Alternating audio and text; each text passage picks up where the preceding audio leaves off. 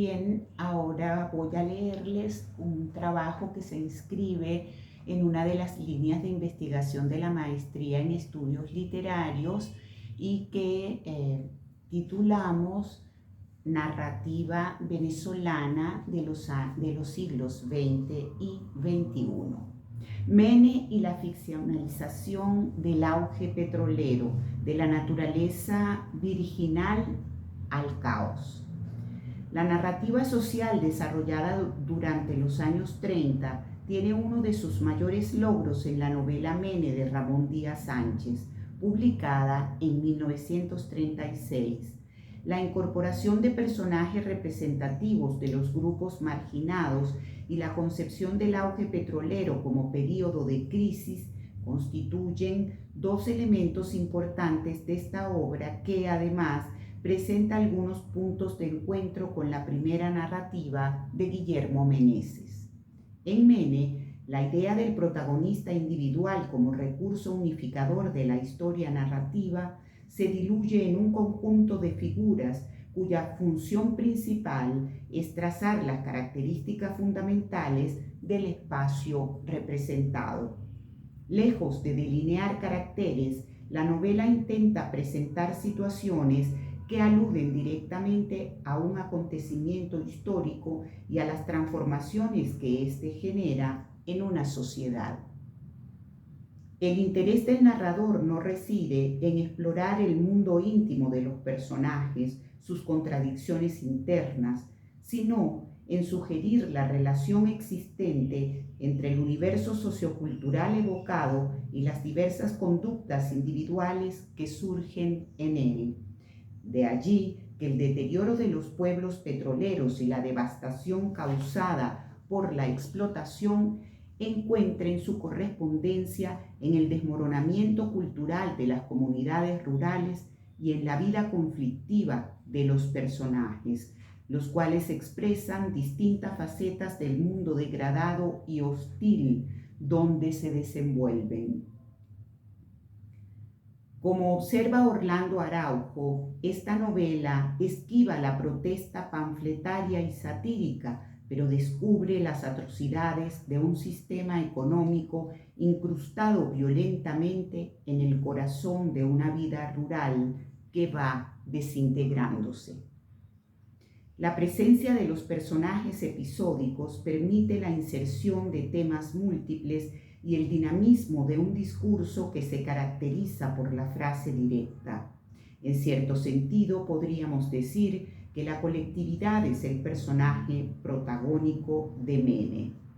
El discurso busca proyectar la imagen de un contexto social y es el pueblo el que toma la palabra. Desde la primera parte, denominada Blanco, los diálogos de esta novela introducen frases atribuidas a una voz colectiva, indiferenciada a pesar de la utilización de la primera persona. Esta eliminación del protagonista, identificado con la imagen de persona cuyas peripecias individuales determinan la hilación de la historia, constituye un cambio importante en la narrativa de la época, iniciado ya con Canción de Negros, 1934, de Guillermo Meneses, donde el campo y la ciudad se sugieren a través de grupos humanos y la imagen tradicional del protagonista deja de ser central. La creación de este personaje colectivo implica un desplazamiento de la óptica del narrador que traslada su interés de la anécdota individual hacia los problemas del hombre en cuanto ser social. Las dificultades, el deterioro moral, las tragedias personales, los casos de Narcissus Philibert y Ángela, por ejemplo, son generados por una realidad caótica que surge a partir del violento proceso de transformación causado por el auge petrolero. Los conflictos, las frustraciones, el desencanto que caracteriza a un gran número de personajes están determinados por el acontecer social concebido en la novela como generador de calamidades. El petróleo adquiere en Mene connotaciones negativas desde la primera parte, cuando aún no se ha iniciado la explotación. Marta, la campesina ingenua, engañada por Joseito Huber, derrotada por sus propios sueños que progresivamente la encasillan en un mundo hostil y sin esperanza, introduce los primeros indicios de esta visión negativa. Cito: «Dime, chica, ¿ustedes no han probado a pegarle un fósforo a este Mene?» «Claro, hombre, con eso se prende la candela. Tanta lidia con esa porquería». Fin de la cita.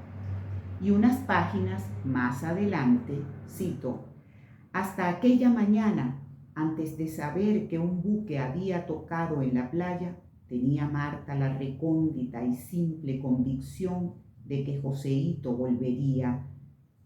Y no se había engañado, pero ahora su corazón se hundía en el humo espeso del buque que partía, y todo en él era sombra, pretérito, vacío. Se encerró, no podía llorar, apretaba a su hijo contra aquellos senos encubridores de sus antiguas risas y murmuraba: «El Mene, el maldito Mene». Fin de la cita. La relación entre pasado y presente, que aparece al comenzar la segunda parte, Rojo, introduce en el discurso una visión interesante acerca de lo que fue el llamado descubrimiento. Tácitamente, la novela presenta este hecho como un proceso de transformación, de encuentro de culturas caracterizado por la seducción mutua. La ausencia de ese encantamiento que promovió la fascinación de un mundo por otro imprime un carácter devastador a la nueva llegada, que se muestra avasallante y destructora, únicamente orientada hacia la expoliación. Cito: «Negras proas rasgan la feliz virginidad, la linfa gris se escinde, himen roto de América en su latitud himenal. Hace 400 años dolió por primera vez este desgarramiento. Sin embargo, era más lento, más parsimonioso entonces. Ni esta impetuosidad de tajo que acuchilla, ni este voltijear que cava, ahonda y remueve las entrañas líquidas, sobresaltando el cieno y levantando la protesta de las espumas. El español, poseído de la emoción del hallazgo y del ansia pulsal de la búsqueda, refrendó la tradición poética del gandula lile que peinaba las ondas con el peine de su piragua». Fin de la cita. El tono del discurso, al referirse al pasado, es más bien evocador y sugiere un impacto originado por el encuentro con lo desconocido. En el presente, la llegada de los gringos conlleva el desastre y la abrupta cancelación de los valores tradicionales. En este sentido, la visión expuesta en la novela puede emparentarse con la tendencia pasadista que caracteriza gran parte de la literatura nacional y que se inclina a idealizar el pasado frente al caos del presente. La conmoción causada por las actividades que generan las compañías explotadoras se expresa en el discurso a través de imágenes que logran crear una atmósfera de violencia y desorden. Los pueblos descritos se muestran como zonas tomadas, invadidas agresivamente por el extranjero, desplazadas de su espacio propio al convertirse en lugares inciertos, ajenos a sus antiguos habitantes que sin darse cuenta pierden la identificación con su entorno. Todo se hace confuso y la improvisación es el modo de vida.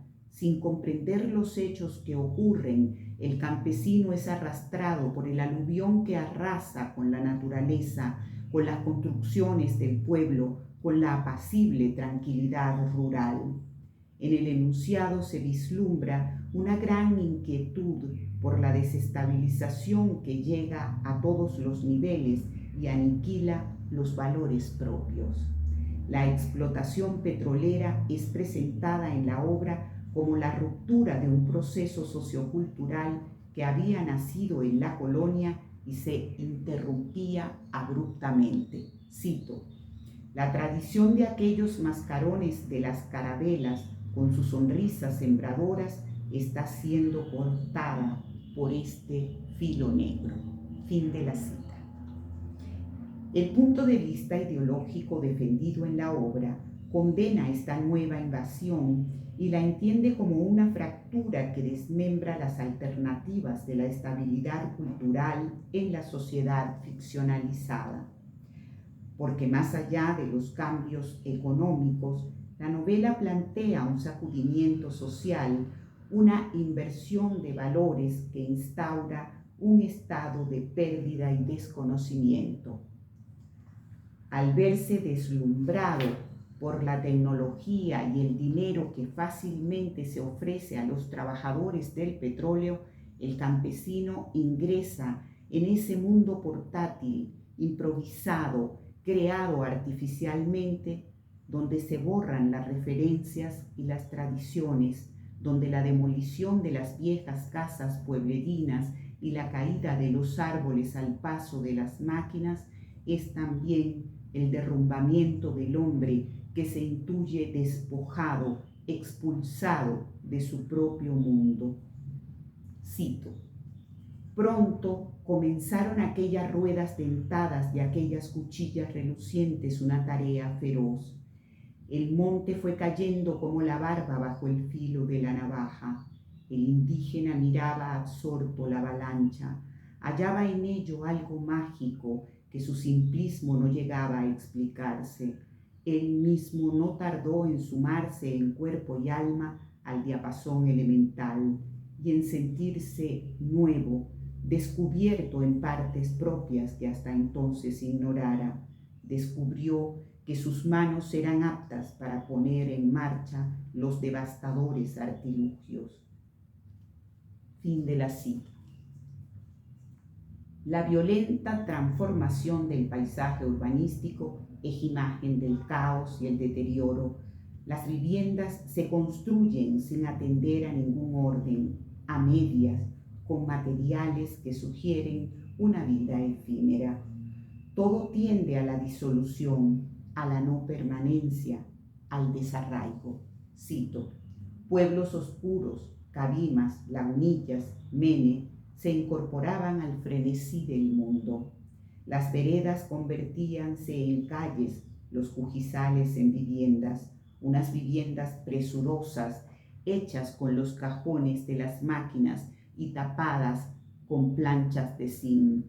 La demencia de un ensueño extravasado de las fronteras oníricas. Fin de la cita. De allí la necesidad de reforzar la tradición y de convertirla en base fundamental del sentimiento nacionalista que subyace en Mene y que es visto en el contexto como acto de resistencia frente a la cultura foránea. Para contrarrestar el desarraigo se propone el rescate de la herencia cultural, la valoración de lo propio, de los rasgos que definen la nacionalidad, está presente en toda la obra y se expresa abiertamente en la crítica al servilismo del criollo adulador que facilita el desmoronamiento de su cultura al idealizar al extranjero, sus costumbres, su visión del mundo. Esta admiración que se presenta en Mene como deslumbramiento tiene una de sus bases principales en la idea de progreso que trae consigo la cultura foránea. La tradición parece no encontrar cabida en el mundo nuevo, modernizado, portador de alta tecnología. El poder económico del recién llegado se extiende hacia todas las esferas sociales y le permite imponer sus criterios. El afán de insertarse en ese mundo propuesto como ideal empuja al hombre nativo a la imitación de patrones de conducta, al abandono de sus hábitos y creencias. Pero la adopción de este nuevo universo resulta siempre artificial y hace del criollo una parodia del extranjero, quien a su vez lo rechaza, haciéndole sentir sus reservas e impidiéndole el acceso a su grupo. Paradójicamente, el venezolano es rechazado en su propia tierra, es sometido a una discriminación solapada pero eficaz.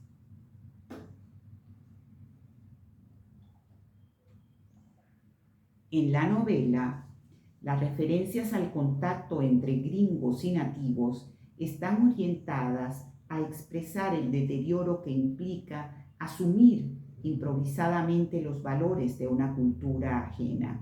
En el enunciado se ve la colonización hispana como un hecho positivo, porque se entiende como proceso de intercambio, de incorporación paulatina de aportes culturales mutuos y sobre todo porque el impacto del descubrimiento conmueve tanto a España como a América. Por el contrario, la impermeabilidad que pretende el gringo al mantenerse al margen de la sociedad representada, creando artificialmente su espacio, separando con cercas sus urbanizaciones y limitando las relaciones personales con los criollos a la más estricta conveniencia, parece determinar esa inclinación de la voz narrativa a connotar negativamente la presencia de este grupo. A lo largo del discurso encontramos múltiples alusiones a ese desencuentro, la tragedia de quienes renuncian a sus propias referencias, a su realidad más cercana en busca del triunfo efímero, de ingresar en el mundo de los poderosos recién llegados, se expresa claramente en la breve historia de Ángela, víctima del servilismo de su hermano, del irrespeto del gringo hacia el criollo y de su propia vanidad. Solo la madre, apegada a sus creencias y valores, claramente identificada con su cultura, tiene la capacidad de intuir lo inútil de esa búsqueda. De allí que condene la actitud de Alberto, el hijo arribista, obsesionado por la idea de ser aceptado en el círculo de los extranjeros. En las secuencias relativas a la historia se observa claramente el conflicto modernidad-tradición, enfocado desde una perspectiva que reafirma la importancia de la identidad cultural y de la función de la tradición en el fortalecimiento de los valores nacionales e individuales. La existencia mediocre de Alberto, sometido a la dictadura de la conveniencia y del mundo aparente, banal, de unas relaciones sociales fundadas sobre la hipocresía, contrasta con la autenticidad de la madre, quien desde su intuición es capaz de alcanzar un conocimiento más acertado de su entorno y de captar las relaciones antagónicas que solapadamente se dan entre el extranjero y el criollo. Cada uno de ellos representa un polo de esa sociedad fracturada de Mene. La madre, símbolo del pasado, de la tradición, apegada a una ideología conservadora, es la figura opuesta al hijo, que renuncia a sus valores para ingresar en el mundo de los otros, el cual es apenas un espejismo que él imagina superior a su realidad. Esa renuncia implica el desarraigo y la adhesión a una modernidad distorsionada, construida a partir de la improvisación. La ruptura entre ambos universos, tradición-modernidad, ocasionada por el fuerte choque de culturas, crea en el espacio ficcional una escisión que parece impedir cualquier posibilidad de diálogo entre pasado y presente, entre lo autóctono y lo foráneo. El inicio de un proceso de transculturación como alternativa para superar las contradicciones y fundar una estabilidad social no se concreta en Mene, quizá porque se hace hincapié en destacar la negación del extranjero a integrarse a un mundo donde solo está de paso. El desmoronamiento de Ángela, que empieza con la soledad y termina con el suicidio, funciona como símbolo de la desestabilización del país diseñado en el espacio ficcional, donde la industria petrolera ha generado una serie de trastornos que introducen el caos. El deslumbramiento ante los cambios que provoca el petróleo implica también la enajenación y la muerte. Las ideas de confusión, en algunos pasajes se hace referencia a Babel, por ejemplo, y destrucción, están presentes en el enunciado, a veces sugeridas y en otras ocasiones abiertamente expuestas a través de imágenes violentas. Narcissus Philibert, el negro antillano que llega a Cabimas atraído por la bonanza económica del momento, vive las tres etapas que implícitamente se atribuyen en la novela al auge del petróleo: seducción, incertidumbre y muerte. El bienestar del privilegio es un simple espejismo que deja en Narcissus la huella de un sueño. Apenas saboreado el placer de esa seducción inicial, un suceso aparentemente inocuo transforma su vida. Es incluido en la lista negra de las compañías por haber osado ocupar el retrete de los blancos.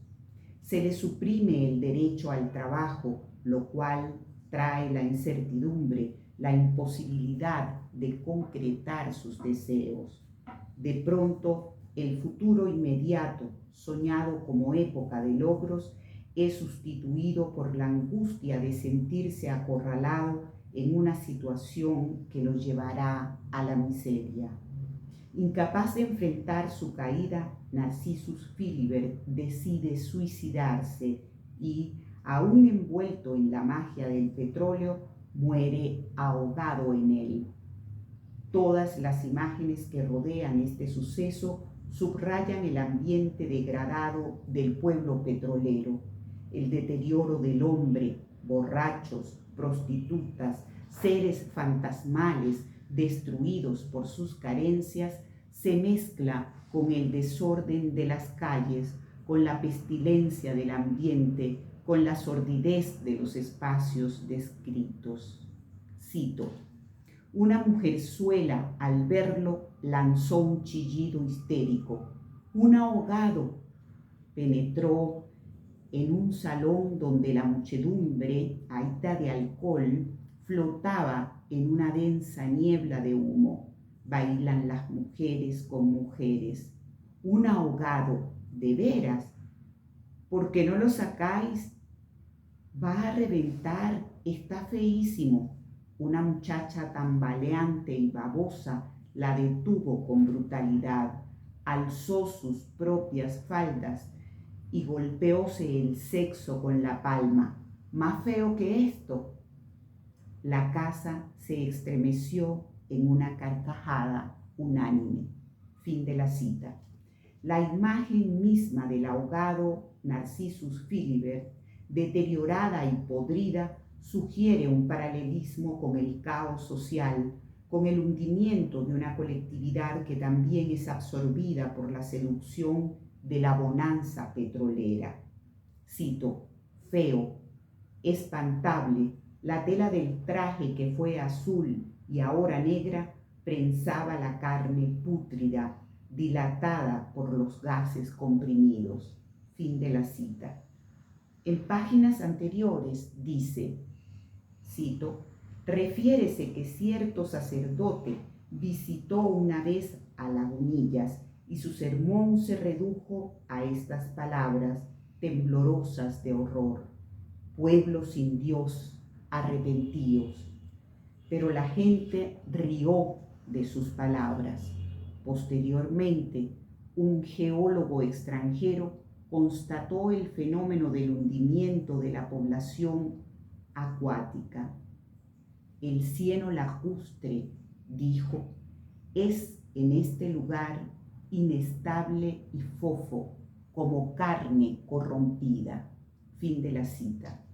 La violencia de la explotación se manifiesta en numerosos pasajes, generalmente muy breves. Abundan los indicios, las insinuaciones, las frases que se convierten en piezas de un rompecabezas que proyecta la imagen de un mundo donde los derechos del hombre son continuamente pisoteados. Las arbitrariedades que con frecuencia tienen lugar en las empresas transnacionales, ilustradas en el discurso con casos específicos entre los que destaca el de Narcissus Philibert, constituyen una fuerte crítica al monopolio extranjero, a la conducta de sus representantes y a la complicidad que se establece entre estos y el sector oficial.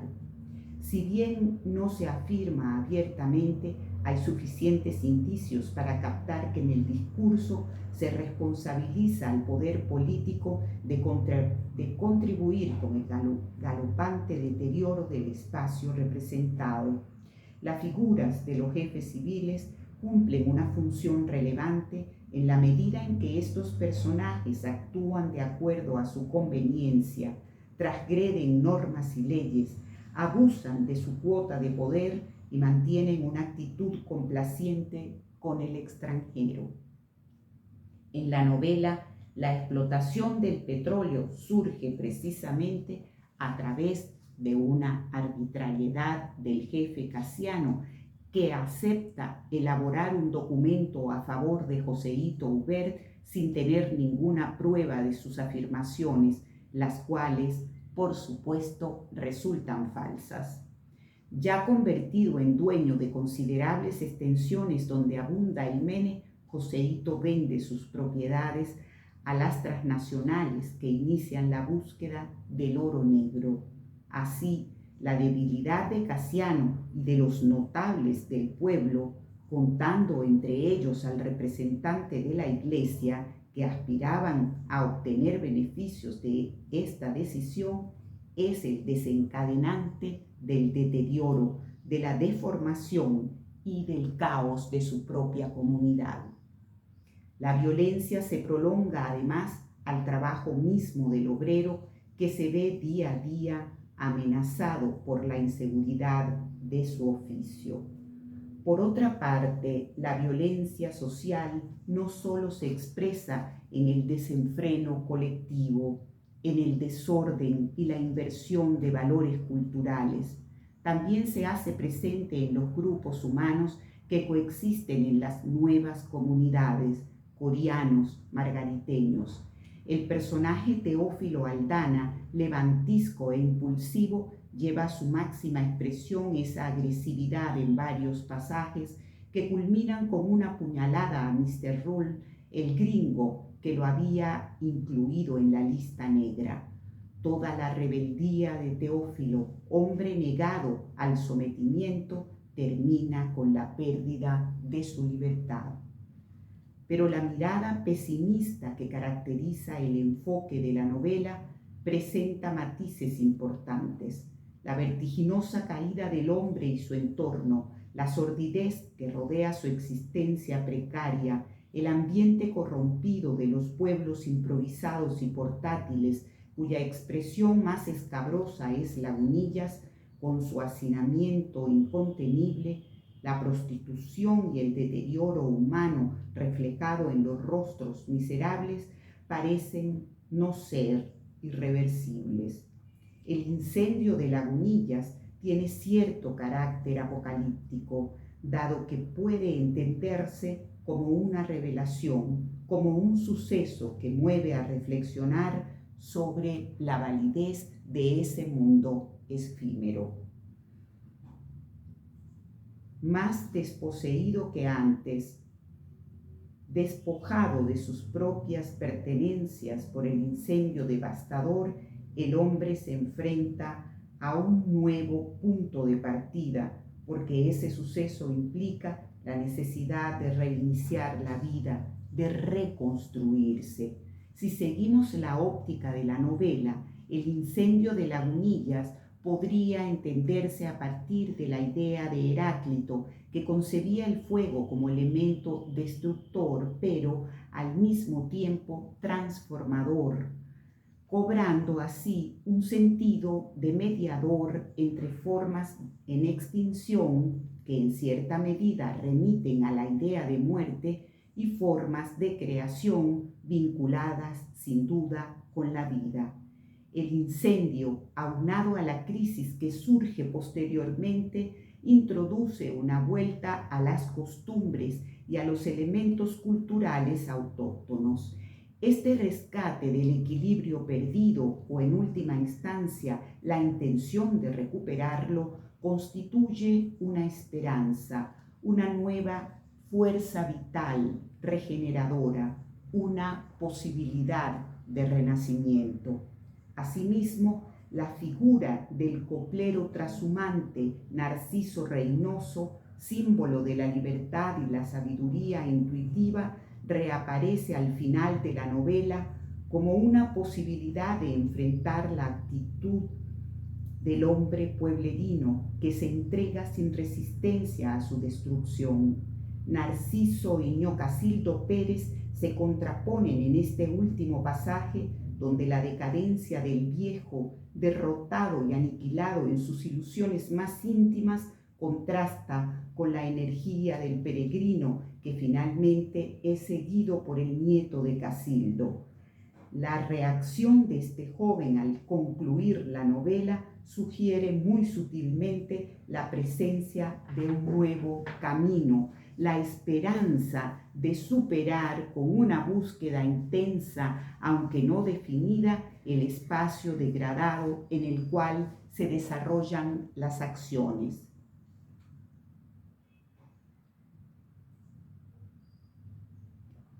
Nos parece necesario tomar en cuenta que Narciso Reynoso representa también la conservación de los valores populares y el contenido de sus coplas nace de la tradición oral. En este sentido, es conveniente señalar una vez más que la obra propone como recurso para retomar el equilibrio perdido el rescate de esa herencia cultural que parece diluirse en la modernización.